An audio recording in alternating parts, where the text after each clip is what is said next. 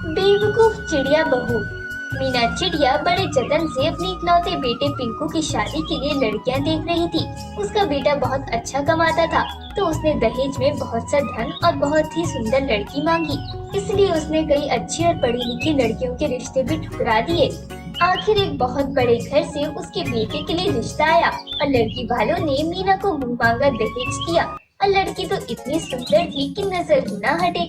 दोनों की धूमधाम से शादी हुई। बहू का नाम पिंकी था। मुंह दिखाई वाले दिन तो सारी चिड़िया बहू की तारीफ करते ना थकती थी। अरे वाह, कितनी सुंदर बहू है। भाई तेरे तो भाग खुल गए मीना। एक तो इतना सारा दहेज मिला, ऊपर से इतनी सुंदर बहू। अब तो तू ठाठ से राज करेगी। हाँ चाची, ये तो है। बहू, मेरी बहन को गोद में झुलाना। बड़े कष्ट से उसने अपने बच्चे पाले हैं। पर माँ जी तो बहुत मोटी है, मैं उन्हें गोद में कैसे उठाऊंगी? बहू की बात को मजाक समझकर सभी चिड़िया हंसने लगी। भाई बहू ने तो आते ही सास का मजाक बनाना शुरू कर दिया। सावधान रहना। अभी बच्ची ही तो है, हंसने खेलने की उम्र है उसकी। मैं ऐसे हंसी मजाक को दिल पर नहीं लेती। सारे मेहमान मुंह दिखाई के बाद चले गए। तब मीना ने अपनी बहू से कहा, बहू जा जाकर अपने कपड़े बदल ले और सो जा। कल से तुझे ही तो घर संभालना है।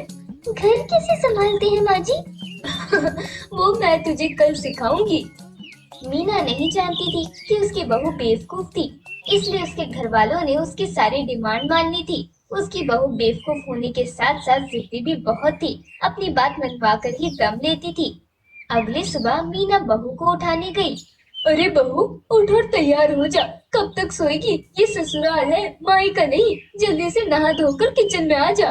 बहू बाहर आई तो तैयार होकर किचन में पहुंची। कहिए माँ जी, क्या काम है?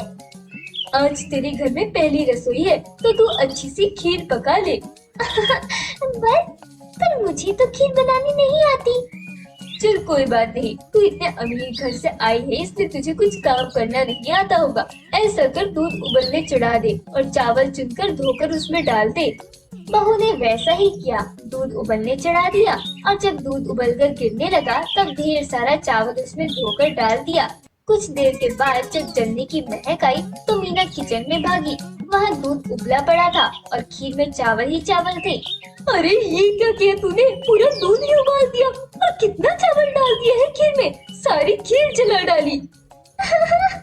आप तो मुझे ही डांट रही है। मैंने तो वही किया जो आपने कहा था। जब दूध उबलकर गिरने लगा तो चावल डाल दिए। कितना डाला है ये तो आपने नहीं बताया था ना। ठीक है बहू, मेरी ही गलती है। मुझे बात ठीक से समझानी चाहिए थी। चल तू बस हाथ लगा दे, खीर मैं ही पका देती हूँ। कुछ समय के बाद मीना से मिलने पड़ोस की कोको कबूतरी आई। बहन, मैं तो बहू की मुंह दिखाई में आ ना सकी, तो सोचा आज जाकर मुंह दिखाई दे आऊं और नई बहू के हाथ की चाय पी आऊं। हाँ हाँ, बैठो कोको, मैं बहू को बता कर आती हूँ कि चाय लेकर आ जाए। मीना बहू के कमरे में गई। तुम्हें चाय बनानी तो आती है ना? बहू ने ना में सर हिलाया। अच्छा ठीक है, देख मैं किचन में चाय चढ़ा देती हूँ। जब चाय में उबाल आ जाए तो उसे कप में छान कर लेती आना और प्लेट में कुछ बिस्कुट भी सजा कर ले आना। मीना चाय चढ़ाकर कोको से बात करने लगी। कुछ देर के बाद बहू ट्रे में चाय लेकर आई और साथ में बिस्कुट भी थे। एक तो उससे ट्रे संभाल नहीं जा रही थी, ऊपर से उसने चाय का कप मुंह तक भर लिया था, जिससे चाय छलक कर बिस्कुट पर गिर गई थी। और तो और उसने बिस्कुट पर सितारे सजा रखे थे।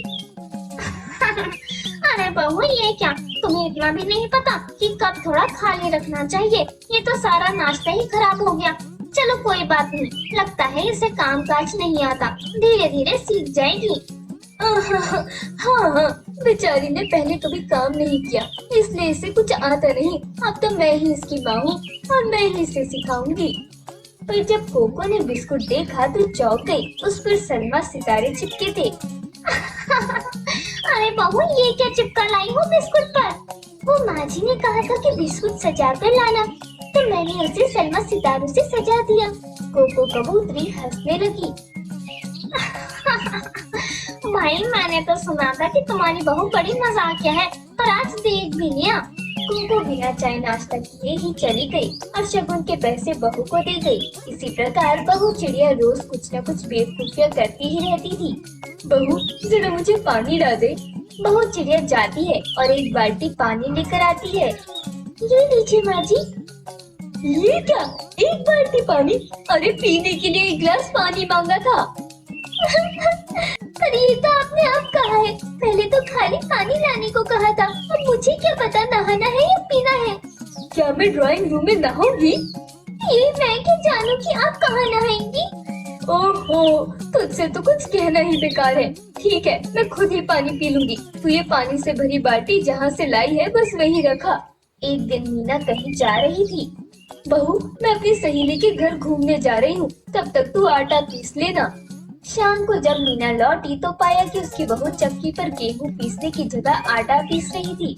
अरे मूर्ख, ये क्या कर रही है? आटा पीस रही हूँ माँ जी, आपने ही तो कहा था कि आटा पीस लेना। अरे बेवकूफ, आटा पीस लेना मतलब गेहूं पीसकर आटा बना लेना। तुझे चक्की में गेहूं पीसना था, ना कि आटा। आप हमेशा मेरी गलतियाँ बताती है, पर अपनी गलती नहीं देखती है। आपने गेहूं नहीं आटा ही कहा था। ठीक है, ये भी मेरी ही गलती है। मैंने ही गलत तरीके से समझाया था। एक दिन पिंकू ने अपनी पत्नी को आवाज दी। अरे पिंकी, मेरा बैग मैं बेडरूम में ही छोड़ आया हूँ, ला दो जरा। पिंकी बैग लेकर आई और पति को दे दिया। शाम को पिंकू घर आया तो बहुत गुस्से में था।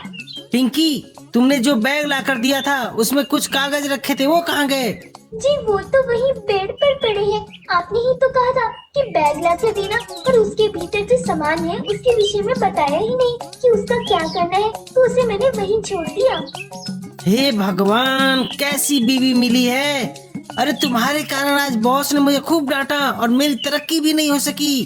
देखो जी, रोज रोज तुम और तुम्हारी माँ दिन भर मेरे काम में नुस्ख निकालते हो। अब मैं तुम लोगों का कोई काम नहीं करूँगी। हाँ। अरे काम नहीं करोगी तो क्यों तुम्हें ब्याह के लाया हूँ? जाओ अपने माता पिता के घर चली जाओ।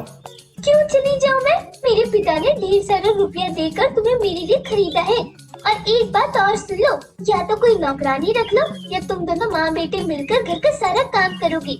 मैंने अपने पिता के घर में कभी खुद से पानी भी उठाकर नहीं पिया। मुझे काम करना नहीं आता। मुझे नौकरानी ला कर दो, जब तुम और तुम्हारी माँ घर के काम करो। मुझसे ये सब नहीं होगा। ले जाओ अपने पिता का पैसा और मेरा पीछा छोड़ो। मुझे इतनी बेवकूफ बीवी नहीं चाहिए। इससे अच्छा था कि मैं किसी पढ़ी लिखी गरीब लड़की से शादी कर लेता। मीना भी उसी समय आ गई। सही कहते हो बेटा, पैसों के और रूप के लालच में आकर मैंने ही अपने बेटे की जिंदगी तबाह कर दी, पर अब कर ही क्या सकते हैं। इसके बाद से बहू ने कोई भी काम करना बंद कर दिया और सारा काम मीना और उसके बेटे से करवाने लगी। अब पछतावे का क्या होता जब चिड़िया चुग गई खेत। इस कहानी से हमें ये शिक्षा मिलती है कि हमें लालच में पड़कर कोई निर्णय नहीं लेना चाहिए, वरना भविष्य में पछताना पड़ेगा।